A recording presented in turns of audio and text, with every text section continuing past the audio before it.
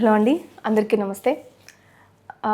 నేను చాలా వీడియోలు యూట్యూబ్లో చూస్తూ ఉంటాను. అయితే ముళ్ళపూడి సత్యనారాయణ గారి కొన్ని వీడియోలు నేను గమనించాను. ముఖ్యంగా అందులో ఒక విషయం అని కాకుండా చాలా విషయాల గురించి ఆయన మాట్లాడడం జరిగింది. ఎన్నో విషయాలు ఉన్న తర్వాత స్వయంగా ఆయనతో మాట్లాడి తెలుసుకోవాలని ఈరోజు ఆయన్ని మన స్టూడియోలోకి ఆహ్వానించడం జరిగింది. అయితే ముఖ్యంగా నాకు బల్లి శాస్త్రం గురించి ఒక సాధారణ ప్రశ్నతో మొదలుపెట్టి ఓవరాల్గా నమ్మకం వర్సెస్ మూఢనమ్మకం గురించి ఆయన మాట్లాడిన సబ్జెక్ట్ చాలా కరెక్ట్. దాని గురించి కొంచెం లోతుగా మనం తెలుసుకునే ప్రయత్నం చేద్దాం. హిందూ ధర్మంలో నమ్మకానికి మూఢనమ్మకానికి ఉన్న వ్యత్యాసాన్ని గురించి మాట్లాడే వాళ్ళు తక్కువగా ఉన్న నేపథ్యంలో దానివైపు మనం వెళ్ళే ప్రయత్నం చేద్దాం. నమస్కారం. నమస్కారం మౌనిక మేడం. అయితే ముఖ్యంగా బల్లి శాస్త్రం గురించి అండి. పూజ గదిలో బల్లి తిరిగితే ఏం జరుగుతుంది అనే దాని గురించి చేసిన వీడియో అయితే మీరు చెప్పిన విధానం లేకపోతే మీరు అడిగిన వర్షన్ ప్రతి ఒక్కరికి బాగా నచ్చింది. అయితే నిజంగా ఈ బల్లి శాస్త్రం అనేది అందరికీ ఒకేలా పనిచేస్తుందా, లేకపోతే దానిలో కూడా చాలా డీప్ సబ్జెక్ట్ ఉందంటారా ఫస్ట్ ఆఫ్ ఆల్? లేకపోతే ఇది కూడా నమ్మకమా మూఢనమ్మకమా? ఏదైతే ఇతరులకు హాని చేయదో అటువంటి నమ్మకము మనకి లబ్ధే చేస్తుంది. ఇతరులకు నష్టం చేయట్లేదు కదా. కాకి శాస్త్రము, శకున శాస్త్రము, పల్లి శకున శాస్త్రం. కాకులు మన ఇంటి మీదకి వచ్చి అరిస్తే, పల్లెటూరులో కాకులు ఉండేవి కాబట్టి బంధువులు వస్తారంటే ఖచ్చితంగా వచ్చేవి. అంటే ప్రాబబిలిటీ తీసుకుంటే మనము 100%లో 90% మందికి ఖచ్చితంగా బంధువులు వచ్చేవారు. అయితే ఈ కాకి అనేటటువంటిది శనేశ్వరుడు వాహనం కాబట్టి, శని అంటేనే భయం కాబట్టి, కాకి అందులోనే ఇంకా భయం, ఆయన వాహనం కాబట్టి ఎందుకు వచ్చిన గొడవ అని కాకిని మనం ఇచ్చేస్తాం, డిస్కార్డ్ చేస్తాం, కానీ నెగ్లెక్ట్ చేస్తాం. కానీ కాకి మనం చిన్నప్పుడు పరమమిత్రుడు, ఈ విశ్వంలో సమతుల్యతను ఈక్విలిబ్రియంను పాటించాలి అంటే కాకి పరమమిత్రుడు అని సోషల్ స్టడీస్లోను బయాలజికల్ సైన్సెస్లో చెప్పేవారు. కాకి పాకి పని చేస్తుంది, డ్రైనేజ్ స్వీపర్ డ్యూటీని అది చేస్తుంది, స్కావెంజర్ డ్యూటీని అది చేస్తుంది. సో ఈ కాకి ఉన్న గొప్ప లక్షణం ఏంటంటే మనకి ఈ ఆత్మలను చూస్తుంది. అది చనిపోయినటువంటి ప్రేతాత్మల్ని మన తాతలు, తండ్రులు, గ్రాండ్ ఫాదర్స్ ఇట్లా వీళ్ళందరూ కూడా పితృలోకంలో ఉన్నటువంటి వాళ్ళందరినీ కూడా చూసే శక్తిని కాకికి ఇచ్చారు, ఆత్మల్ని. ఇది మనం నమ్మడం వల్ల తప్పేమీ లేదు, ఇది మూఢనమ్మకం కాదు.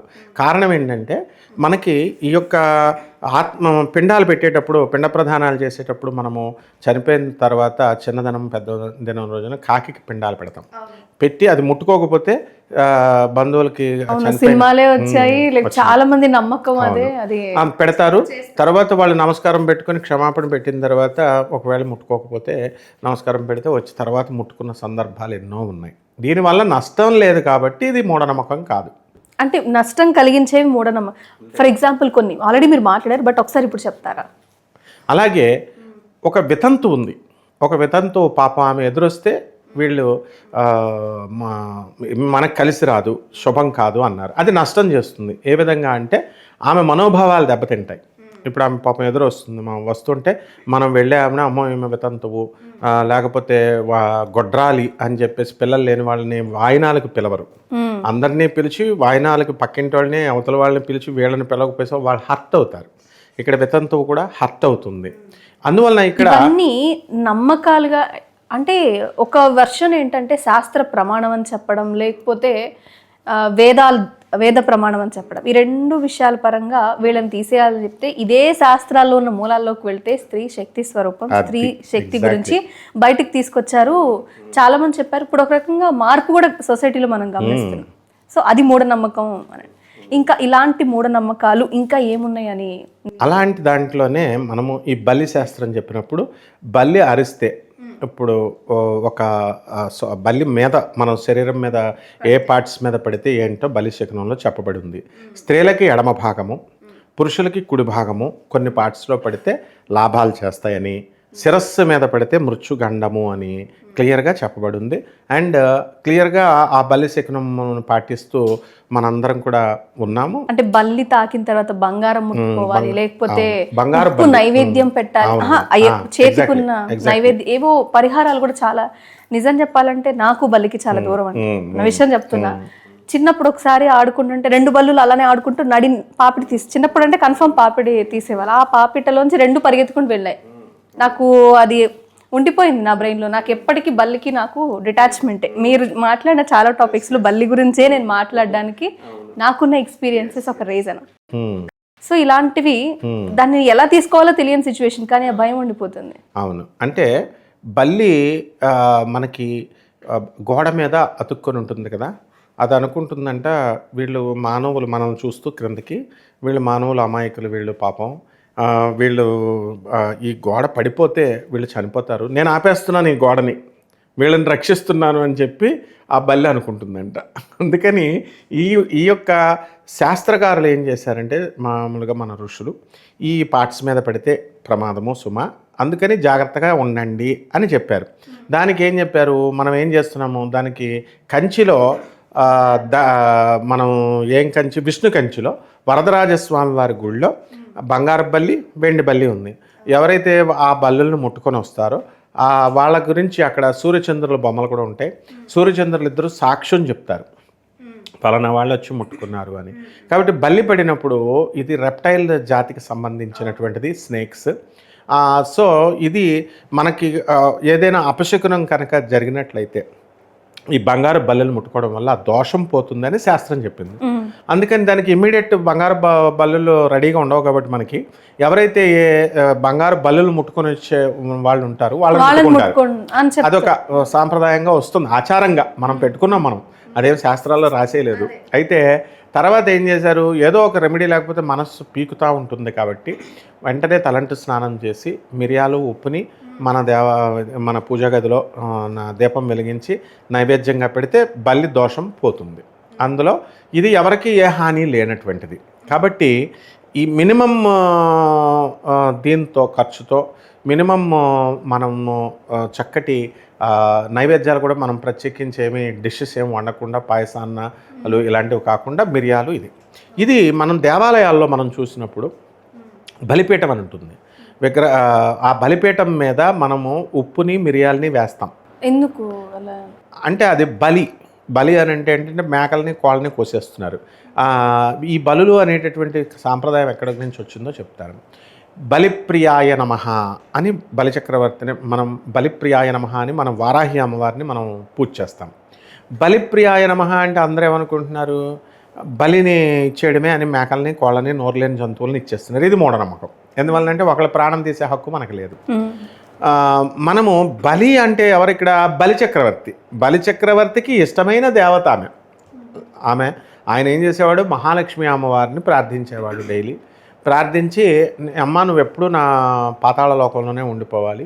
విష్ణుమూర్తి నాకు గేట్ కీపర్గా ఉన్నాడు. ఆయన అందరూ బలిచక్రవర్తికి అన్యాయం చేశాడు విష్ణుమూర్తి అని అనుకుంటారు. కాదు, ప్రహ్లాదుడి మనవడు కాబట్టి ఆయన బలిచక్రవర్తి. నేను దానగుణంలో గొప్పవాడిని అనే అహం వచ్చి అడిగేవాడు సాక్షాత్తు శ్రీ మహావిష్ణువు అయినప్పుడు నా చెయ్యి పై నుండి ఆయన చెయ్యి కింద ఉంటే అది నాకు అదృష్టమని ఎంతో వినయంగా అన్నప్పటికీ కూడా ఒక అహంకారం అనేటటువంటిది అందులో కనబడుతుంది. ఆ అహంకారం ప్రగతికి అడ్డొస్తుంది. కాబట్టి తన భక్తుల్లో ఆ అహంకారం కూడా ఉండకూడదు. కాబట్టి స్వామి ఈ యొక్క వామనమూర్తిలాగా వచ్చి ఆయన్ని పాతాళలోకానికి తొక్కేస్తే వాళ్ళ భార్య అడుగుతుంది, స్వామి నువ్వు అన్యాయం చేసావు, నీ భక్తుడు బలిచక్రవర్తి నీ నామమే జపమే చేస్తున్నావు, మరి ఎందుకు చేసావు నువ్వు ఇట్లా అంటే ఇదంతా చెప్పి అక్కడ వరకే జనానికి తెలుసు. కానీ శాస్త్రాల్లో పురాణాల్లో ఏం చెప్పబడిందంటే సాక్షాత్తు తానే బలిచక్రవర్తిని పాతాళలోకానికి చక్రవర్తిగా చేసి గేట్ కీపర్గా విష్ణుమూర్తి ఉన్నాడు. తన భార్య అయినటువంటి మహాలక్ష్మి తల్లిని వైకుంఠం వదిలి పాతాళ లోకంలో ఆయన నిత్యం పూజ చేసుకుంటున్నాడు. కాబట్టి అక్కడ పొద్దున్న లేవగానే లక్ష్మీదేవి కనబడాలని అడిగాడు వరం. అందుకని అక్కడ నియమించాడు లక్ష్మీదేవిని. తర్వాత బలిచక్రవర్తిని వైవస్వత మనువు ఇప్పుడు జరుగుతోంది. ఈ వైవస్వత మనువు అయిపోయిన తర్వాత నెక్స్ట్ మనువు రాబోతుంది. అప్పుడు ఆంజనేయ స్వామి వారు నవమ బ్రహ్మగా రాబోతుంటే ఈ బలిచక్రవర్తి ఇంద్ర పదవిని అధిష్టానం చేస్తున్నాడు. ఇప్పుడున్నటువంటి ఇంద్రుడు శచీదేవి యొక్క భర్త అయినటువంటి ఇంద్రుడు అతను, ఆయన వెళ్ళిపోయి తర్వాత మనకి బలిచక్రవర్తి ఇంద్రుడిగా వస్తాడు. కాబట్టి ఇవన్నీ కూడా శ్రీమన్నారాయణమూర్తి యొక్క లీలలు అనమాట. ఇవన్నీ మనం పైనే చూస్తాం. ఇకపోతే ఈ బలి అనేటటువంటిది ఈ విధంగా ఎలాగైతే యానిమల్ సాక్రిఫైస్, బర్డ్ సాక్రిఫైస్ చేయకూడదు, బలిచక్రవర్తికి ఇష్టమైన తల్లి అని మనం ఎలాగైతే చేసుకోకుండా చేస్తున్నామో, అసలు బలి యొక్క డెఫినేషన్ ఏమిటంటే మనం 84 లక్షల జీవరాశులను జన్మలు ఎత్తాం. మనము పశు జన్మలు అన్ని కీటకాల జన్మలు దాటుకుంటూ వస్తేనే పర్ఫెక్ట్ హ్యూమన్ బాడీ మనకు వచ్చింది. అండ్ పర్ఫెక్ట్ యానిమల్ మానవుడు విత్ మైండ్ ఉంది, మనకి ఇంటెలెక్ట్ ఉంది, విజ్డమ్ ఉంది. పాపం యానిమల్స్కి అది ఉండదు. కాబట్టి ఆ స్పెషల్ క్వాలిటీతో మనం మోక్షం తెచ్చుకోమని హ్యూమన్ బాడీని ఇచ్చాం. మనం కూడా యానిమలే. కాబట్టి ఈ యొక్క నాయన ఇన్ని జన్మల్లో నువ్వు పశువుగా వచ్చావు కాబట్టి ఆ పశు ప్రవృత్తి, ఆ క్రోధము, కోపం, పాముగా జన్మలైతే ఆ కోపం కంటిన్యూ క్యారీ ఫార్వర్డ్ అవుతుంది క్యూములేటివ్గా. సో సంచిత కర్మలు, అందువలన అవి నువ్వు ఆ పశు ప్రవృత్తుల్ని బలిమ్మంటున్నాడు. పశు ప్రవృత్తిని బలిమ్మంటే మన వాళ్ళు ఏం చేస్తున్నారు, టకా మేకల్ని కోళ్ళని వేసేస్తున్నారు. ఇది మూఢనమ్మకంగా మారిపోయింది. ఆచారం అని పేరు పెట్టేస్తున్నారు. మా తాత కోసేవాడండి, మా తండ్రి కోసేవాడండి, మేము కోసేస్తున్నాం అంటున్నారు. కోయొచ్చు, తప్పులేదు, స్వామికి అమ్మవారికి ఏదైనా ఇవ్వచ్చు, కానీ అమ్మవారు మాత్రం రిసీవ్ చేసుకోదు. కారణం ఏంటంటే ఇప్పుడు సాధారణంగా ఇప్పుడు ఇలాంటివి ఏమైనా చేసేటప్పుడు ఇంకొక మాట అంటారు, ఏంటి దేవుడికి తెలియదా, దేవుడు ఏం చేయడా అని చెప్తుంటారు. సో దీనికి మీరు ఎలాంటి ఆన్సర్ ఇస్తారు? ఇప్పుడు తన బిడ్డ తప్పు చేస్తూ ఉంటాడు కదా, ఇప్పుడు బలి పాపం తనిమ్మని అంటలా. ఇప్పుడు ఆటవికులు కామాఖ్య అమ్మవారు గుడి ఉంది, అక్కడ మనము కామాఖ్య అమ్మవారు అదంతా ఫారెస్ట్ ఏరియా కాబట్టి అస్సాం గౌహతిలో అక్కడ ట్రైబల్స్ ఉంటారు. ఆ ట్రైబల్స్ ఏం చేశారంటే వాళ్ళకు ఒక తేనెపట్టు దొరికిందనుకో, మన అమ్మకి ఇవ్వాలి అని తీసుకొచ్చి కామాఖ్య అమ్మవారికి ఇచ్చేవారు. అది వాళ్ళ తాతలు ఇచ్చేవారు. అలా దొరికిన ప్రతిది దుప్పిలు దొరుకుతాయి ఇక్కడ, దుప్పి మాంసం అమ్మవారికి సమర్పించేవారు. ఇలా వాళ్ళు సమర్పిస్తూ ఈవెన్ మన భక్త కన్నప్ప కూడా కాళహస్తిలో ఆ విధంగా మనకి ఇచ్చాడు. ఇప్పుడు మనం ఇవ్వట్లేదు కదా. అలాగే బెజవాడ కనకదుర్గమ్మ గుళ్ళో కూడా బలులు ఇచ్చేవారు, మేకల కోళ్ళని. తర్వాత మైసూరు చాముండేశ్వరి దేవి గుడి, నెక్స్ట్ శ్రీశైలం అమ్మవారికి కూడా దున్నపోతులను బలిచ్చేవారు. యాదగిరి గుట్లో కూడా, క్రింద యాదగిరి గుట్లో ఇప్పుడు కూడా కొంతమంది బలులు మేకలనే వాటిని వేసేస్తూ ఉంటారనమాట. సో ఇవన్నీ కాలక్రమేణా సివిలైజ్డ్ సొసైటీ, నాగరికత వచ్చిన తర్వాత, చదువుకున్న వాళ్ళు వచ్చిన తర్వాత, ధర్మ మండలి, ఎగ్జిక్యూటివ్ ఆఫీసర్స్ వచ్చిన తర్వాత స్లోగా ఇవన్నీ పోయినాయి. ఆ విధంగా ఈ యొక్క ఆచారం కింద మా తాతలు ఇచ్చారు, మా గ్రాండ్ ఫాదర్స్ ఇచ్చారు కాబట్టి మేము ఇస్తాము అనేటటువంటి సాంప్రదాయంలో ఈ బలులు అనేటటువంటి మూఢనమ్మకమే. అందువలన అమ్మవారికి సంబంధం లేదు. అమ్మవారు అందరూ ఏమంటారు, మరి బలులు అమ్మవారు ఎందుకు తీసుకుంటుంది, మరి అమ్మవారికి తెలియదా, శిక్షించదా అని అంటారు.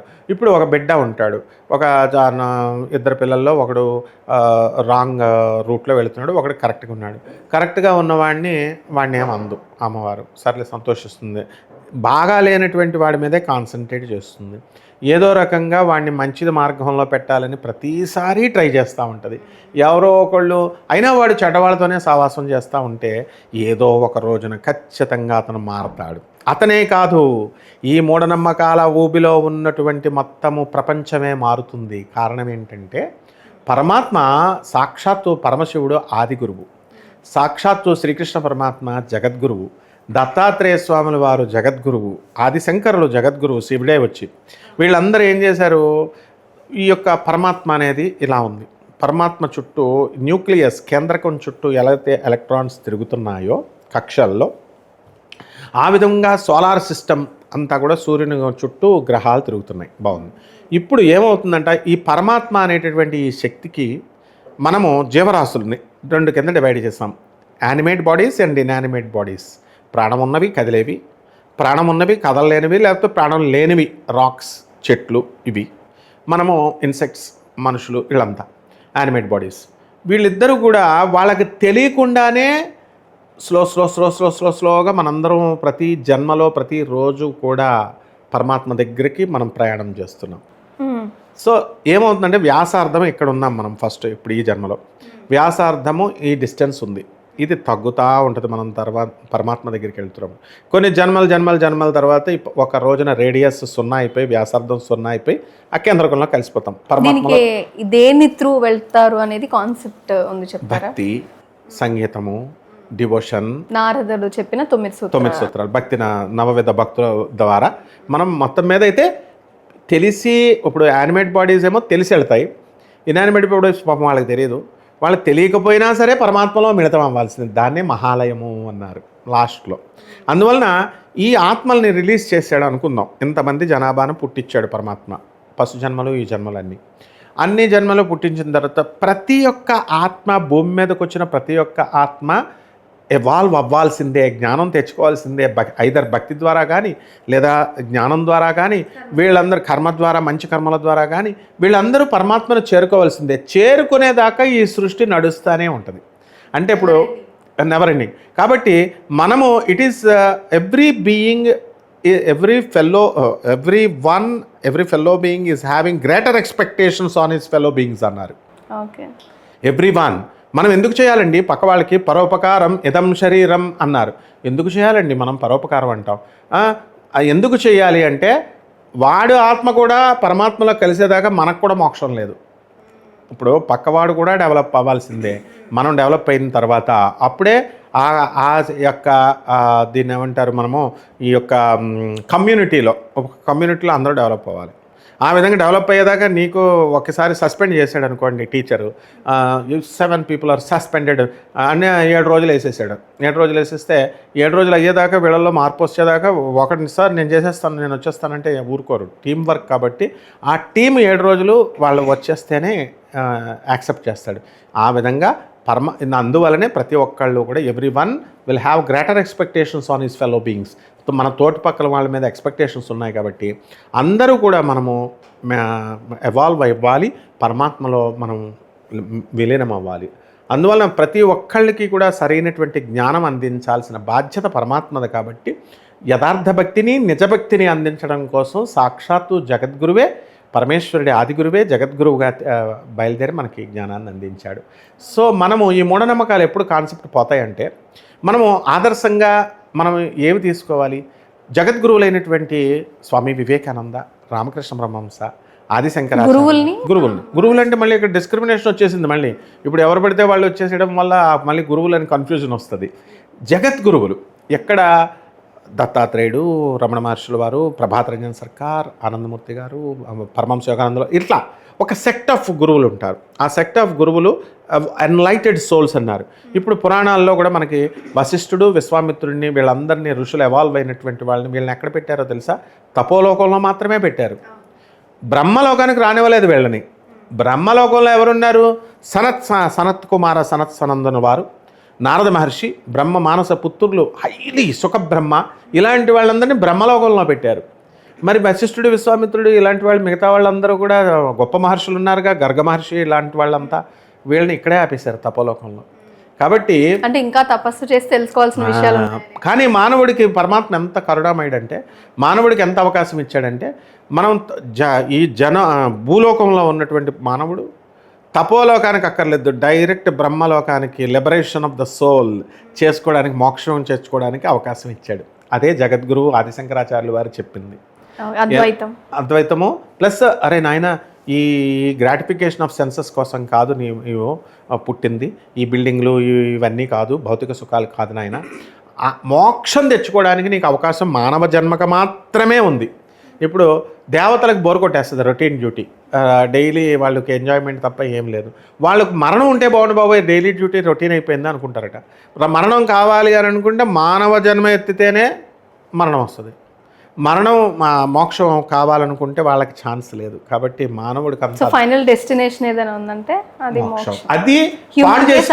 అది పాడు చేసుకోవద్దు అంటున్నారు జగద్గురు. కానీ ఇప్పుడు అసలైన హిందూ ధర్మంలో ఉన్న ఇలాంటి మూలాలన్నీ వదిలిపెట్టి ఒక విగ్రహాన్నో లేకపోతే ఒకే ఒక్క దేవుడు ఉన్నాడనో మాట్లాడుతూ ఉన్నారు కదా, మరి వాళ్ళ వర్షన్ ఏంటి? వాళ్ళు ఇంక ఎదగలేరు అని చెప్పడమేనా, లేకపోతే మీరేమంటారు? ఇప్పుడు మనకి ఆంజనేయ స్వామి అన్నారు, ఒకే ఒక దేవుని పట్టుకున్నాడు చక్కగా, శ్రీరామచంద్ర ప్రభు. ఆయన ఇంకా అసలు ఆయన అటెన్షన్ డైవర్ట్ కాదు, డైరెక్ట్ రాముడు. అసలు శ్రీకృష్ణుడు, అర్జునుడు వారు ఇద్దరు కూడా, అర్జునుడు గర్వపడుతుంటే, భవా నేను నీ దగ్గరే ఉన్నాను, నేను నీ మహాభక్తుడిని అంటే, సరే ఆ భక్తుల్లో ఎవరికి అహంకారం వచ్చినా పరమాత్మ తీసేస్తాడనమాట. సరే అని మారువేషంలో ఇద్దరు వెళ్ళి ఒక భోజనాల పంక్తిలో కూర్చుంటారు ద్వారకలో. ఆంజనేయ స్వామిని పిలిపిస్తాడు గరుత్మంతుడి ద్వారా. పిలిచిన తర్వాత స్వామి వస్తాడు. ఆయన వచ్చి భోజనాల పంక్తిలో కూర్చున్న వాళ్ళందరినీ కాళ్ళు చూసుకుంటూ వెళ్ళాడు.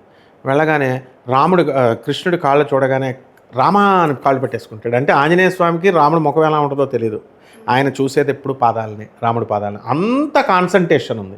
అలాగే అర్జునుడు ఎందుకు జగదేక వీరుడు అయ్యాడో తెలుసా? మిగతా వాళ్ళందరినీ చూపించినప్పుడు ఏం కనబడుతుందంటే, ఇంక్లూడింగ్ కర్ణుడితో సహా వాళ్ళకి పక్షులు కనబడుతున్నాయి, ఇవేవో కనబడుతున్నాయి అంటారు. కానీ అర్జునుడు నరమహర్షి కాబట్టి, పరోపకారం కోసం తపస్సు చేశాడు కాబట్టి, పక్షి కన్నే నాకు కనబడుతుంది అంటాడు గుడ్డు. కాబట్టి ఏకాగ్రతతో ఏకాగ్రతతో సింగిల్ పాయింటెడ్ డివోషన్తో మనం సాధించవచ్చు. ఇప్పుడు ఈ డివోషన్ అనే కాన్సెప్ట్ ఒక్క దేవుడిని నమ్మి దేవుడి కోసం యుద్ధాలు చేసిన ఆంజనేయ స్వామిని ఆదర్శంగా తీసుకుని యుద్ధాలు జరుగుతున్నాయి, కానీ ఆ దేవుడి కోసం ఇప్పుడున్న నవవిధ భక్తులతో ముందుకు వెళ్ళే వాళ్ళు కనబడట్లేదు. అవును. సో ఇది ఎవల్యూషన్ కిందకి వస్తుందా, లేకపోతే డిస్క్రిమినేట్ అయిపోయి లోపలికి వెళ్ళిపోవడానికి వస్తుందా? ఈ భక్తి ముసుగులో పిచ్చి వాళ్ళు అవుతారు అని చెప్పారు, కానీ ఇలా పిచ్చి వాళ్ళు అవుతూ ఉంటే కళ్ళ ముందు చూడలేని పరిస్థితి కనిపిస్తుంది. ఇప్పుడు మీరు కూడా ఎన్నో విషయాలు చూసారు కాబట్టి మీరు దీనికి ఎలా సమాధానం పరుస్తారు? మనకి భక్తి అనేటటువంటిది జగద్గురువులు మనకి చెప్పినటువంటి సిద్ధాంతాలతో ఉన్నప్పుడు భక్తి చాలా ఈజీ అమ్మ, పరమాత్మను చేరుకోవడం, రూట్ చూపిస్తారు. ఇక జగద్గురువులను వదిలేసి మనము ఎవరు పడితే ఇప్పుడు భాష్యాలు ఉన్నాయి. ఇప్పుడు వీరబ్రహ్మేంద్ర స్వామి వారు కాలజ్ఞానం రాశారు, బోల్డ్ మంది రాశారు కాలజ్ఞానాలు. ఆయన బ్రహ్మ విష్ణు మహేశ్వర అవతారం కాబట్టి ఆయన చెప్పిన ప్రతి కాలజ్ఞానంలో ప్రతి పాస్టులేటు జరుగుతూ వచ్చింది. నాస్ట్రోడామస్ ఫ్రాన్స్కి చెందినటువంటి ఆయన జ్యోతిష్కుడు, అలాగే వంగాబాబా చెప్పినటువంటి బల్గేరియన్ అవి జరుగుతున్నాయి. ఎందుకంటే బ్రహ్మంగారి ఫాలో అయ్యారు వాళ్ళు. అలా వాళ్ళు జగద్గురువుల యొక్క బ్రహ్మంగారివి ఫాలో అవ్వడం వల్లే వాళ్ళు కూడా అలా చెప్పారు. అలా అని కాదు, వాళ్ళ తపస్సు కూడా చేశారు. వంగాబాబా కళ్ళు లేవు, ఆమె బల్గేరియన్ ఫారెస్ట్లో తపస్సు చేసింది. తపస్సు చేస్తేనే వాళ్ళకైనా సెన్సెస్ అనేవి యాక్టివేట్ అయ్యాయి కదా. అంతే కదా, వాళ్ళు సాధన చేసుకున్నారు. మనం తపస్సు అనే పేరు పెడతాం. తపస్సు అంటే ఏంటి? మనము ఏకాగ్రతగా చేయడం, ఒక లక్ష్యం ఫిక్స్డ్గా ఉండాలి. అందుకే కన్సిస్టెన్సీ అనేది అవసరం అంటాం. ఇప్పుడు ఒక గోల్ అనేది మారకూడదు. ఆ రకంగా మనము పెట్టుకొని ఆ సిస్టంలో వెళ్ళినప్పుడు ఖచ్చితంగా మనం ఆ గోల్ సక్సెస్ అయిపోతాం. సో ఎందువలనంటే నేచర్కు ఉన్నటువంటి గొప్పతనం ఏంటంటే ఈ రోజున కాకపోవచ్చు మన కోరిక బలీయంగా. ఇప్పుడు మనం ఒక పని కావాలనుకున్నప్పుడు రేపు కొంత ట్రై చేస్తాము, ఎల్లుండి కొంత ట్రై చేస్తాము. ఎడిసన్ బల్బును తయారు చేసినప్పుడు 17 సార్లు ఫెయిల్ అయ్యాడు. ఫెయిల్ అయినప్పుడు అతను ఫెయిల్ అయిపోయినాను అనుకోలే, నేను ఇంకా నా గోల్ని రీచ్ కాలేదు, అంతకు ముందు స్టెప్లో ఉన్నాను అనుకున్నాడు. తర్వాత ఎప్పుడైతే సక్సెస్ అయ్యాడో అమ్మయ్య నా టాస్క్ పూర్తయింది అనుకున్నాడు. అలాగే జరాసంధుడు యుద్ధంకి వస్తే 17 సార్లు కృష్ణుడు, అలెగ్జాండర్ ప్రపంచ విజేత 17 సార్లు ఓడిపోయాడు, 18వసారి ప్రపంచ విజేత అయ్యాడు. కాబట్టి ఈ విధంగా మనము నిరంతరము జీవితం ఏంటంటే మనం సాధన కోసం పోరాడుతూ ఉండాలా. అది ఇప్పుడు మన హిందూ మతంలో అనేక రకమైన దేవుళ్ళు ఇచ్చారు, కానీ బ్రహ్మ పదార్థం ఒకటే అని చెప్పారు. ముస్లిం మతంలో కూడా అల్లా, ఈయన క్రైస్తవ మతంలో కూడా ఎక్కడైనా సరే ఒకటే దేవుడు బ్రహ్మ పదార్థం.